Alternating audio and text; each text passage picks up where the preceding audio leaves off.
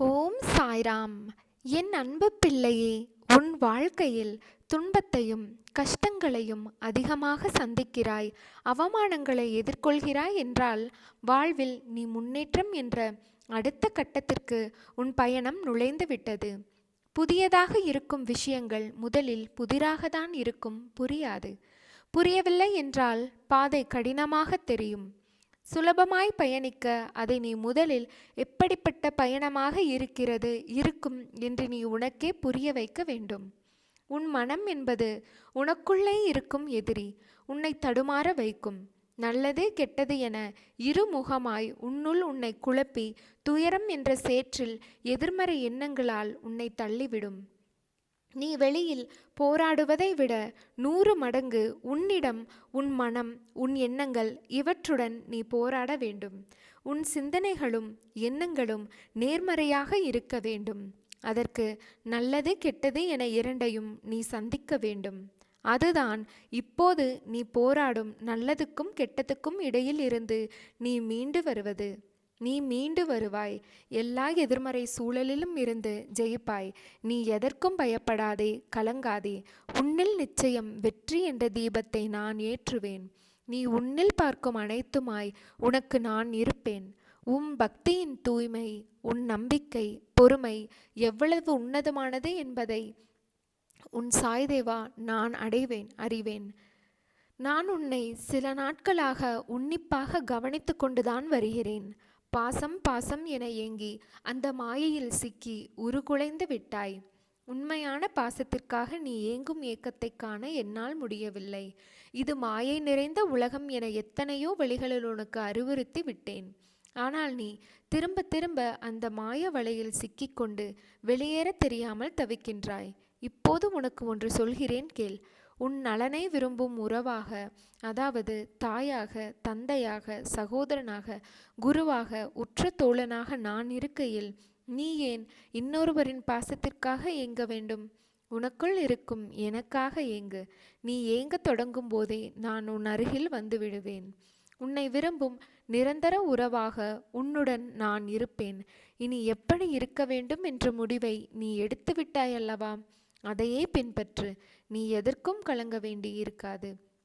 நலமே பெருகட்டும், ஜெயமே உண்டாகட்டும். உன்னை கேவலமாக பேசியவர்கள் முன் வாழ்ந்து காட்ட மாட்டேனா என்று நீ ஏங்கிக் கொண்டு இருக்கிறாய். கவலை கொள்ளாதே.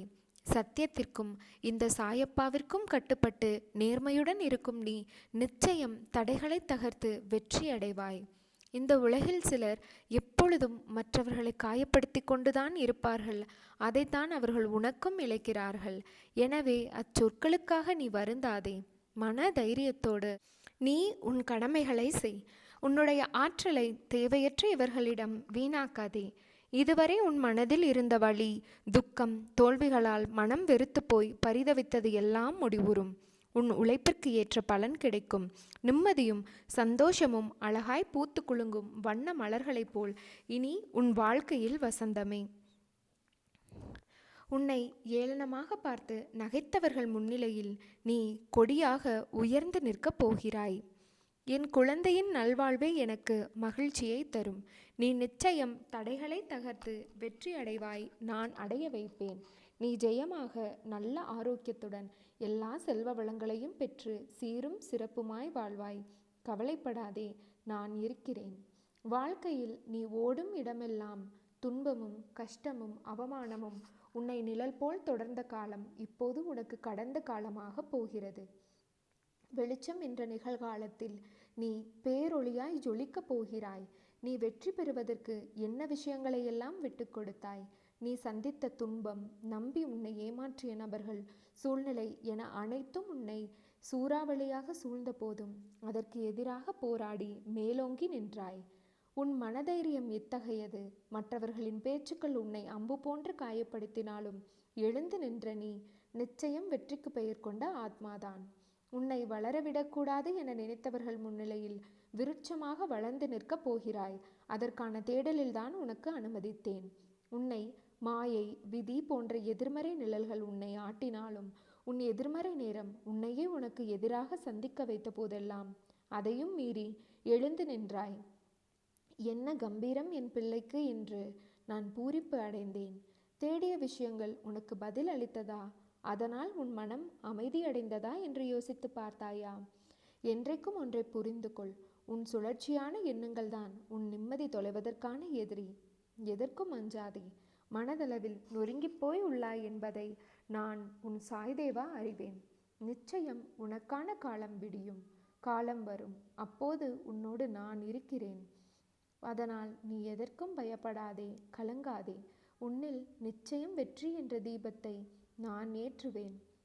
யார் உனக்கு துன்பத்தை கொடுத்தாரோ அவர் இன்றைக்கு நிச்சயம் நன்றாக இருப்பதை போன்ற தோற்றம் உனக்கு தெரியும். கெட்டதை செய்கின்ற அனைவரும் நன்றாக இருக்கிறார்கள். நல்லதையே செய்கின்ற நான் கஷ்டப்படுகிறேன் என எரிச்சலோ கவலையோ படாதே. அவர்கள் காலையில் பூத்து மாலையில் வாடும் பூவை போன்றவர்கள். இப்போது உள்ள மேன்மையிலிருந்து விரைந்து கீழே தள்ளப்படுவார்கள். ஆனால் நீயோ விருட்சத்தை போன்றவர். நீ ஆழ வேரூன்றி நிற்பாய். அநேகம் பேர் உன்னை ஏமாற்ற வந்தாலும் அயர்ந்து போகாதே. எத்தனை இழப்புகள் வந்தாலும் சோர்ந்து போகாதே. நான் ஆழமாக வேர்விட்டிருக்கும் விருட்சம் என்று சொல்லிக்கொள். நீ மலர்கள் மட்டுமல்ல, கனிகளையும் தருவாய். அதன் மூலம் வருகின்ற நன்மை பலருக்கு பயனாக இருக்கும்.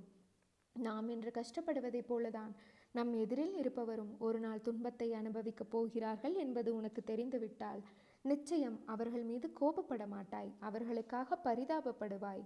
இன்று நான், நாளை நீ என்று சொல்லிக் கொள்வாய். உனக்கு தவறு இழைத்தவர்களை பார்க்கும்போது அவரும் தண்டனைக்கு தயாராகிறார் என்பதை தெளிவாக தெரிந்து அவர்களுக்காக பரிதாபப்படு. எந்த சூழ்நிலையிலும் நீ பாதிப்படைய மாட்டாய். உன் சாயப்பா என்றும் உன்னோடே இருக்கிறேன். என் பிள்ளையே, என்னை தஞ்சமடைந்து விட்டாயல்லவா? இனி எதற்கும் பயப்படாதே. உன் பயணம் என் பாதையை நோக்கி இருக்கட்டும். உனது மனம், புத்தி, அகங்காரம் எனும் மூன்றையும் என்னிடத்தில் சமர்ப்பித்து விடு. இவ்வுலக வாழ்க்கையில் உன் கையில் ஏதும் இல்லை. எல்லாவற்றையும் நானே இயக்குகிறேன். நம்பிக்கை எனும் அச்சாணியாக என்னை மனதில் நிறுத்து. பொறுமையாக வாழ்ந்து வா. உன்னை சேர்ப்பிக்க வேண்டிய இடத்தில் நான் சேர்ப்பிப்பேன். என் நாமத்தை எப்போதும் உச்சரித்து கொண்டு இரு. என்னை உன் மனதில் வைத்து கர்மாவை செய்து வா. அது போதும் உனக்கு. உன்னை நான் கைவிடவே மாட்டேன். என்னை நம்பு. இனி வரும் காலம் வளம் பெறும். உன் வாழ்வில் வசந்தம் வீசும். உன் கஷ்ட காலங்கள் இதோ முடிவுக்கு வந்துவிட்டது. நீ இழந்தது அனைத்தும் உன்னிடம் வந்தடையும் நேரம் வந்துவிட்டது. இந்த கடந்து போன கடினமான நாட்களிலும் என்னை மறவாமல் எனக்கு அன்புடன் அமுது படைத்த உன்னை நினைத்து ஏன் என் கண்களில் கண்ணீர் அருவியாக பெருகுகிறது? சாய் இருக்க எனக்கென்ன துன்பம் வந்துவிடும் என இருந்த உன்னுடைய வாழ்வு மற்றவர்களுக்கு உதாரணமாக போகிறது. நீ விதைத்த நற்செயற்கள் என்ற விதைகள் விருட்சமாக வளர வேண்டிய நேரம் வந்துவிட்டது.